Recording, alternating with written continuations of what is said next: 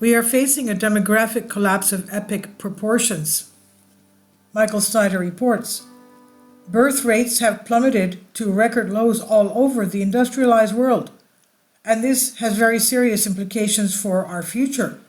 If something is not done to reverse this, native populations will fall very rapidly in wealthy countries during the years ahead, and there won't be nearly enough young workers to support the entitlement programs that the elderly are counting on.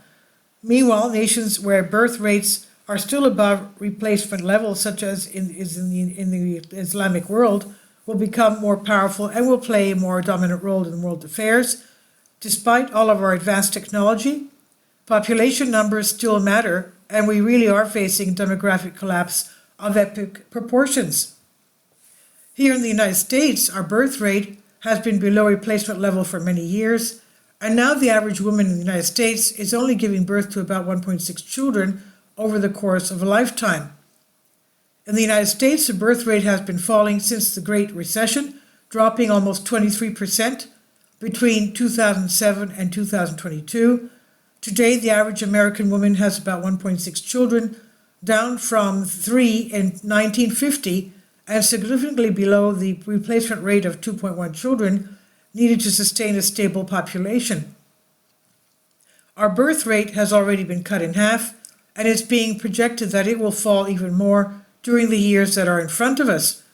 Many have pointed out that we will not be able to economically support our aging population if this continues. Institute for Family Studies senior fellow Brad Wilcox said that we may already be seeing the effects. Below replacement fertility means closing schools, shrinking college enrollments, fewer workers and consumers, and not enough taxes to pay for entitlements. We're already seeing low fertility fallout hitting schools and colleges, but it will have big consequences for the economy as well, given that there will be relatively fewer workers and consumers and less entrepreneurial activity. As the population of young adults in America falls across much of the nation, Wilcox told Fox News Digital. Illegal immigration is a primary reason why the U.S. population has continued to rise, even though we are not replacing ourselves. This year, we're seeing an enormous tsunami of people coming over our southern border each day. Illegal entries at U.S. borders remain at historic levels as the Biden mass migration catastrophe continues to intensify.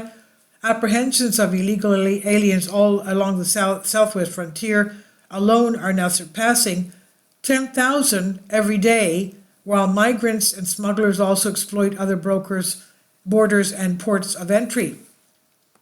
On Friday, Customs and Border Protection CBP recorded more than 13,000 apprehensions across the U.S., a figure that does not include known or unknown gotaways, and it's the same story over in Europe.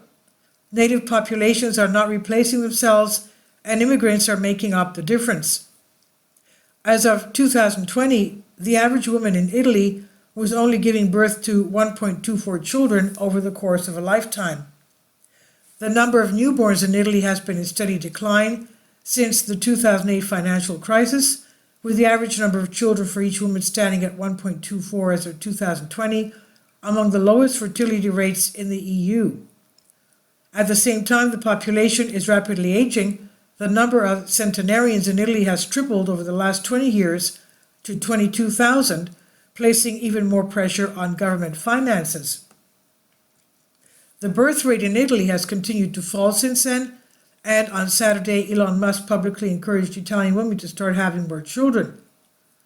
While addressing the crowd, Musk also encouraged Italians to have more children, and it's no wonder, despite Musk's interest in procreation, Italy does have one of the lowest birth rates in the world. Between January and June of 2023, there were 3,500 fewer births than in the same period of 2022, according to data from National Statistics ISTAT. And in the year 2022, birth rates fell for a 14th consecutive drop by 1.7% to 1.18 for women of Italian nationality and 1.24 to include new mothers who are immigrants. To address these unprecedented numbers, Melanie has set aside around 1 billion euros to combat the declining birth rate in October.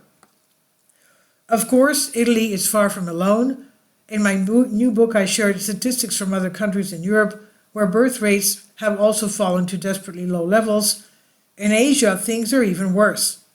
If you doubt this, just check these numbers. In South Korea, the birth rate is so low to 0.81 children per woman. In China, after decades of a strictly enforced one-child policy, the population is shrinking for the first time since the 1960s. In Taiwan, the birth rate stands at 0.87 per woman. When your country is more than 50% below replacement level, that is a major crisis. South Korea actually has the lowest fertility rate in the entire industrialized world, and that rate is expected to keep dropping for at least several more years. South Korea's total fertility rate, the number of births from a woman in her lifetime, is now expected to drop from 0.78 in 2022 to 0.65 in 2025, according to the government statistics Korea. In a worst-case scenario, that rate could go as low as 0.59 births per woman in 2029, the agency said. What is South Korea going to look like if this continues? Needless to say, governments around the world have recognized that there is a problem, and many of them have put incentives in place to encourage parents to have more children. But despite everything that has been tried, nothing has really worked. The drop has frightened lawmakers and commentators alike, with headlines warning of a coming demographic crisis or great people shortage, as economies find themselves without enough young workers to fill jobs and pay taxes. To stem the tide, the world's leaders have tried everything from generous social welfare programs to pink and blue awareness campaigns to five-figure checks to veiled threats, all to relatively little avail. Even the richest, savviest, and most committed governments have struggled to find policies that produce sustained bumps in fertility. Trent McNamara, a history professor at Texas A&M, who has written about fertility rates, told Vox in an email, "If such policies were discoverable, I think someone would have discovered them already." Unfortunately, many people out there simply do not understand the importance of this issue. The family is one of the fundamental building blocks of civilization. Without strong families, we cannot have a strong society. For example, one recent study discovered that neighborhoods in the United States with a greater percentage of traditional two-parent households have less crime. Conservative Christians have known it all along. Neighborhoods with a greater percentage of traditional two-parent households have less crime. That's likely why the traditional family has been under direct assault by what can only be called satanic forces for many decades. And as goes the traditional nuclear family, so goes Western civilization. The proof is plain as day. A report Tuesday by the Institute for Family Studies concluded that neighborhoods with strong families are safer. Safer neighborhoods mean safer cities and towns. Safer cities and towns mean safer counties and states. A safer county leads to prosperity and stability for all. If we want our country to succeed, we should be doing all that we can to encourage strong marriages and strong families. Sadly, at this point, more Americans than ever are not getting married. A quarter of 40-year-olds in the United States have never been married, according to an analysis of U.S. Census Bureau data by the Pew Research Center. And as Statista's Anna Fleck reports, this marks the highest figure since the data first started being published back in 1900, and a major leap from the 6% low of 1980. Instead, young Americans are increasingly opting for alternative lifestyles. Right now, a news story about a congressional staffer engaged in an alternative lifestyle in the Senate hearing room is going viral all over social media. Now, no matter how much you may want to deny it, this is who we have become as a nation.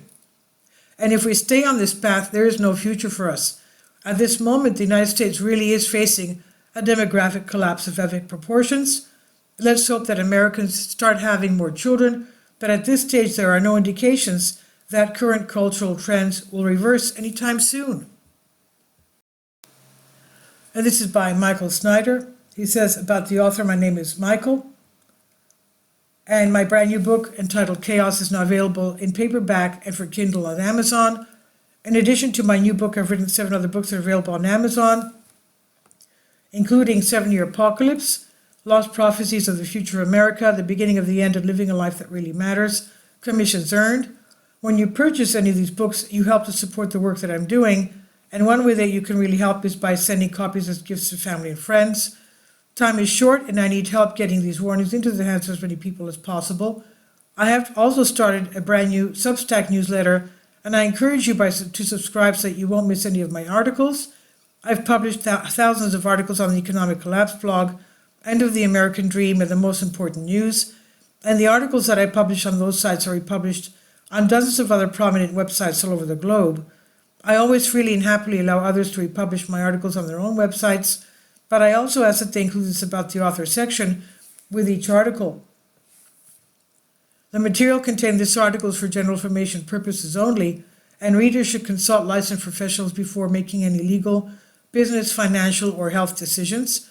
I encourage you to follow me on social media, Facebook and Twitter, and any way that you can share these articles with others is definitely a great help. These are such troubled times, and people need hope. John 3:16 tells us about the hope that God has given us through Jesus Christ. For God so loved the world that he gave his only begotten Son, that whosoever believeth in him should not perish but have everlasting life. If you have not already done so, I strongly urge you to invite Jesus Christ to be your Lord and Savior today. This is by Michael Snyder on End of the American Dream. Please leave your comments, and thank you for your support. Support my Patreon account. The daily posts are 5 videos daily, and they are totally different from what I have on my YouTube channel. Thank you so much for your support and that you find all my content so interesting. You'll find the Patreon account details in the description box below.